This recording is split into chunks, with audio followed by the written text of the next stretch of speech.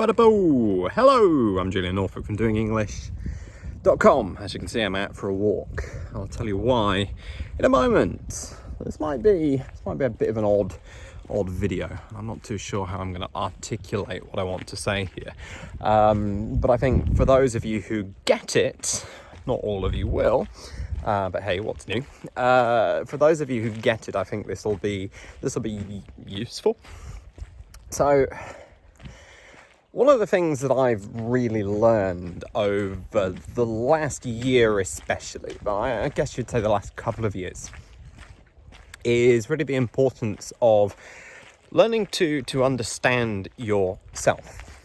The way that you as a person functions, works, interacts with the world and the people around you, and with life in general. And in particular, your limits, what you are capable of doing and what you're not capable of doing, and learning to be able to admit to yourself when you're out of your depth, and that you've gotten to the point where you're hitting your limit now. So those of you who have been watching my videos for a while will know that I am on ye old autistic spectrum. I have what is called ASD, autistic spectrum disorder. Now, a lot of people are surprised when I tell them this. They don't see me as somebody who fits the stereotype of somebody who is on the autistic spectrum. And I kind of don't in many ways, and that's because the way that I personally present, that is the traits and trends and the things that I personally struggle with, are mostly internal, not external.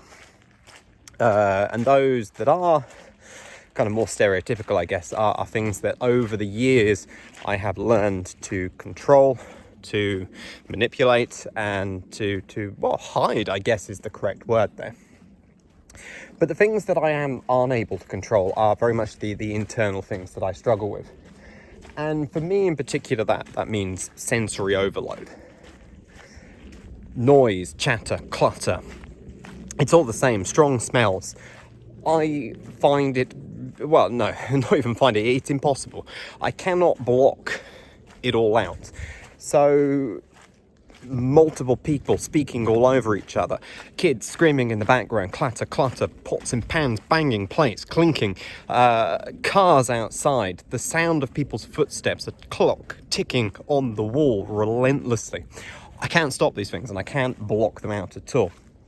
Add to that visual clutter, and this is something which I also struggle with a lot, is I need my environment to be fairly clean, fairly tidy, fairly clear from mess, because I'm unable to switch off what is coming into my field of vision.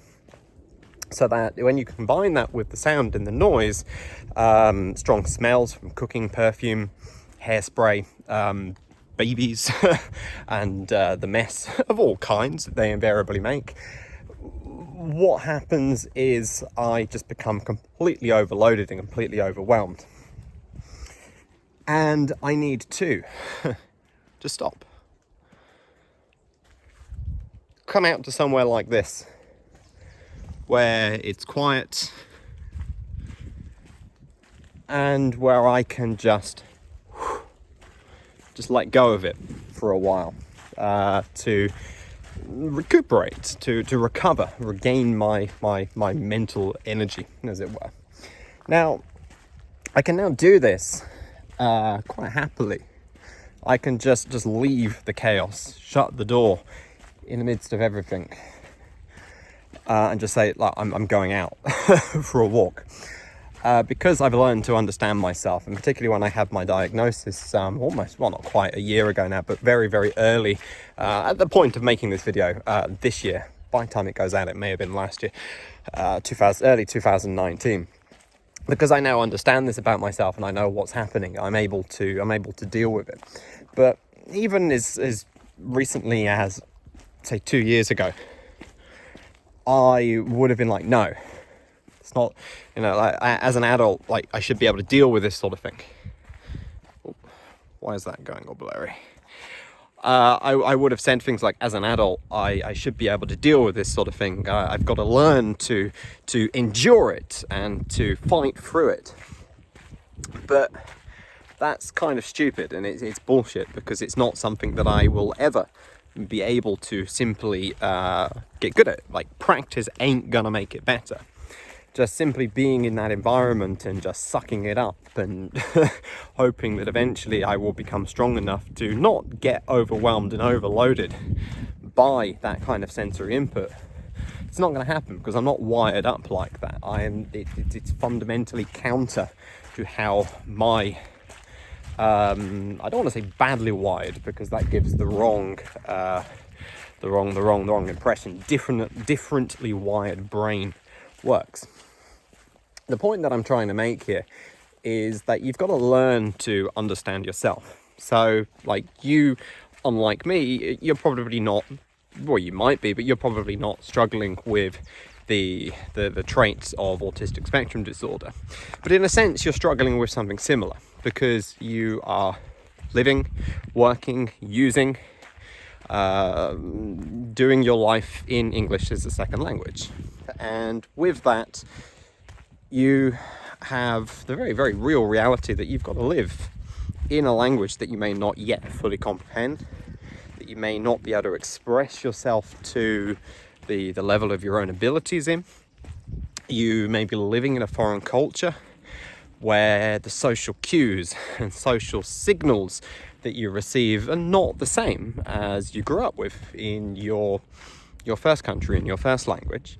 And like I had to, even in my first language, you have to learn to live and work in this kind of environment. And it's exhausting. It is absolutely exhausting to live and work and learn a second language. It's a cognitively complex process, and it is hard. No matter what some dipshit English teacher might tell you, learning and mastering a second language is fucking hard. It is not an easy thing to do. And so you need to understand where your limits are. When you start to get tired, rest. A couple of videos ago, in fact it might have been the last video, depending on when I published this, I said you just need to keep the ball rolling. And this is true, but you don't need to go crazy with it. You don't need to be learning, studying English 5, 6, 10 hours a day, every single day.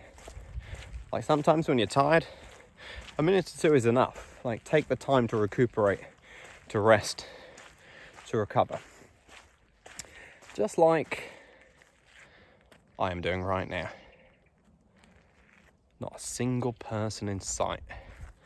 Good, innit? Right, I am going to keep going with my walk. I think I've made my points. I think of something, I might do another video whilst I'm out today. It's quite a long walk that I'm going to do. I'm only about, not even a quarter. I need to start it, actually. Right, this is me, Julian Northbrook, signing out from this video. Head over to doingenglish.com if you haven't already. Sign up for my free daily emails. You'll get an email from yours truly every single day, packed with all kinds of ideas, hints, tips, cool stuff for mastering the English language fast. This is me, Julian Northbrook, signing out. Bye-bye.